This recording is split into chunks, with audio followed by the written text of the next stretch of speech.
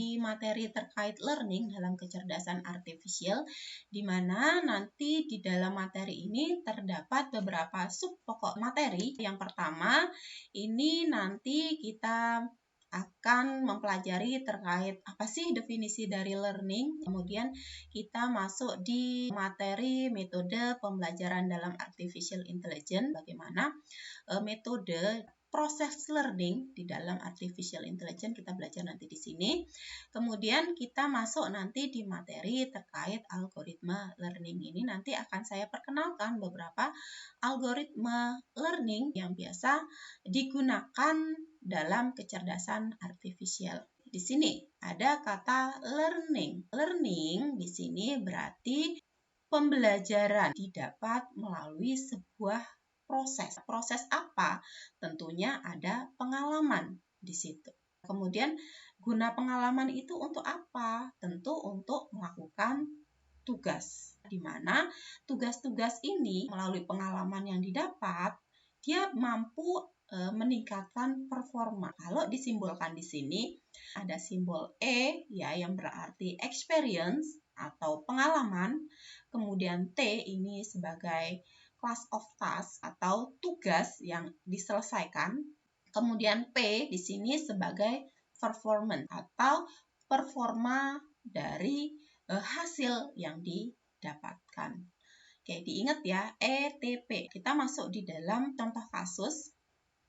Ya, di sini dicontohkan untuk pengenalan tulisan tangan dan permainan catur. Kita masuk di dalam pengenalan tulisan tangan dulu. Di sini dia punya tugas. Tugasnya adalah untuk mengenali dan mengklasifikasi kata dalam tulisan.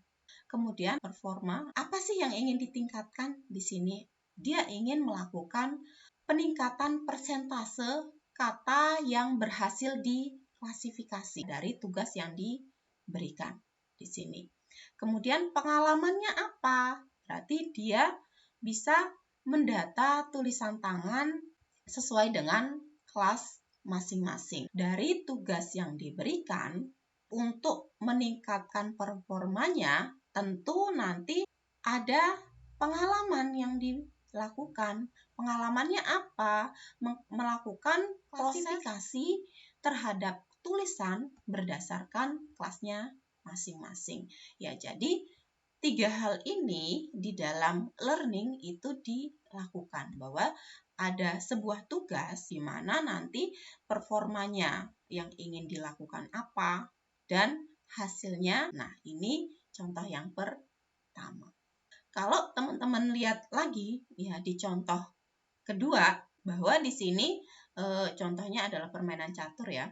Kemudian apa sih yang harus dilakukan? Berarti dia harus meningkatkan performanya untuk memenangkan catur melawan musuh di sini. Jadi tugasnya bermain catur, kemudian dia harus memiliki performanya itu, dia memiliki persentase kemenangan melawan musuh. Jadi makin banyak musuh yang bisa dikalahkan, berarti otomatis performanya itu semakin meningkat. Nah, caranya seperti apa? Tentu di sini melakukan training experience. Dia harus berlatih dengan diri sendiri. Ini 2 contoh terkait learning. Bagaimana seseorang meningkatkan pengalaman, tentu ada hal yang harus kita asah. Di mana hal-hal inilah yang tentunya akan meningkatkan performa kita. Jadi contoh nih, misal saya sebagai dosen, bagaimana sih cara saya untuk meningkatkan performa atau meningkatkan pengalaman ketika mengajar di depan teman-teman? Tentu hal yang harus saya lakukan adalah berlatih. Bagaimana saya harus berbicara dengan baik, menanggapi pertanyaan dari mahasiswa. Nah, itu hal-hal yang harus saya asah terus. Gunanya apa? Tentu biar performa saya sebagai dosen itu lebih baik. Nah, ini kira-kira contoh dari learning. Sebelum nanti teman-teman tahu apa sih sebenarnya learning sendiri. Jadi, untuk meningkatkan pengalaman, tentu kita harus belajar di sini. Nah, belajar pun tidak hanya dilakukan oleh manusia. Di dalam mesin pun sebenarnya pembelajaran dilakukan. Makanya sekarang ada yang namanya kecerdasan artifisial, kecerdasan buatan, ya, artificial intelligence, itu sama ya teman-teman. Nah, mengapa harus belajar? Dari apa yang saya kemukakan sudah menjawab di sini. Learning ini yang didapatkan adalah yang pertama itu pengetahuan, kemudian keterampilan atau perilaku baru.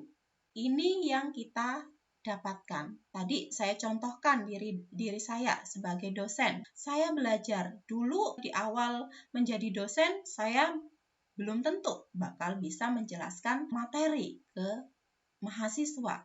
Nah, tentunya saya belajar nih.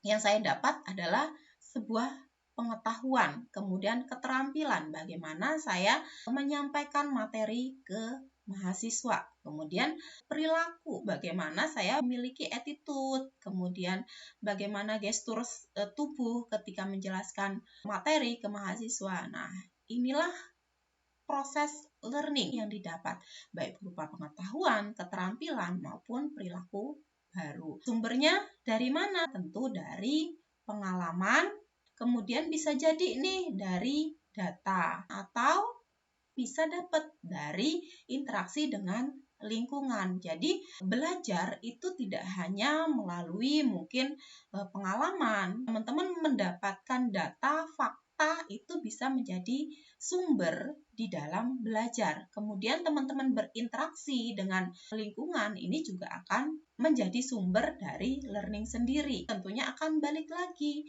ya ke pengetahuan, keterampilan, dan perilaku tadi. Kemudian tujuan akhirnya apa?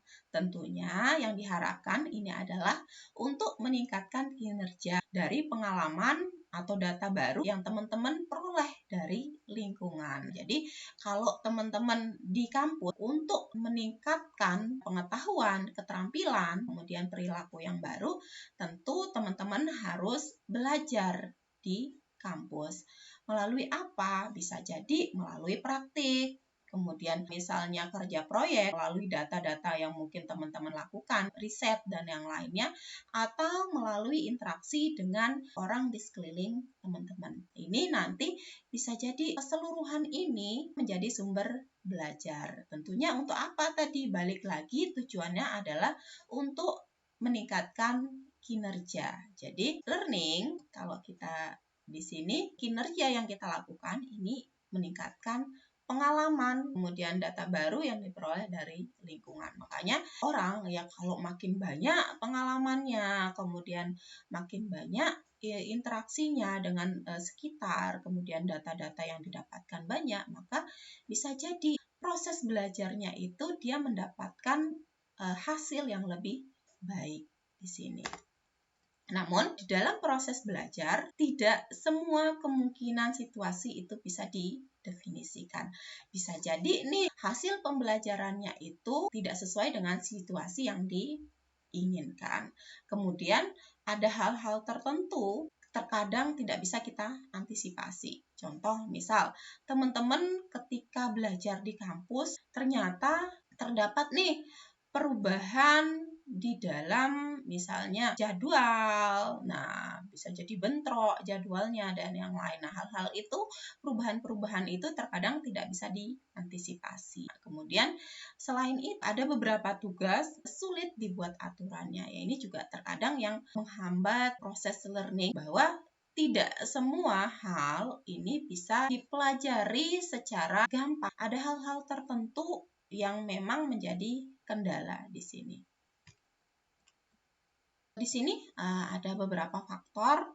Yang pertama ini adalah komponen. Teman-teman ingin meningkatkan komponen yang mana di dalam pembelajaran. Misal nih, ketika teman-teman kuliah, teman-teman harus fokus di dalam satu bidang ilmu. Contoh, misal di dalam kuliah ada konsentrasi bidang ilmu. Di sini teman-teman bisa nih ambil yang mana yang ingin teman-teman dalami. Nah, inilah komponen yang ingin ditingkat. Contoh, ya saya lah kayak gitu, jadi mahasiswa. Ini selama kuliah, saya ingin menekuni terkait kecerdasan artifisial misalnya, ya udah berarti komponen yang harus saya dalami atau yang ingin saya tingkatkan bahwa itu adalah kecerdasan artifisial. Kemudian selanjutnya ini adalah pengetahuan awal. Kalau di dalam pengetahuan awal, ini apa sih yang teman-teman dapat sebagai pengetahuan dasar untuk mempelajari artificial intelligence? Misal ya, bagaimana nanti komputer itu bisa sama cerdasnya seperti manusia. Nah, ini berarti pengetahuan awal atau prior knowledge. Selanjutnya, ini ada representasi data dan komponen. Bagaimana nanti proses representasi yang dipakai ketika melakukan proses pembelajaran di sini. Yang terakhir ini adalah umpan balik. Apa feedback balik dari yang teman-teman pelajari? Contoh tadi yang ingin ditingkatkan ini adalah kecerdasan artifisial, kemudian pengetahuan awal yang ingin teman-teman miliki bahwa bagaimana sih komputer itu bisa cerdas seperti manusia. Kemudian barulah melakukan representasi data dan komponen. Nah, apa saja yang teman-teman pakai? Bisa melakukan riset, kemudian mencari referensi data dan yang lain. Nah, setelah itu apa sih feedbacknya? Nah, feedbacknya bisa jadi hasil pengetahuan yang teman-teman dapat, bahwa teman-teman sudah tahu nih bagaimana cara komputer itu bisa cerdas seperti manusia. Jadi inilah beberapa faktor utama dalam pembelajaran. Ada komponen yang ingin teman-teman tingkatkan, pengetahuan awal, kemudian representasi data, dan umpan balik. Jadi ada feedback balik di sini.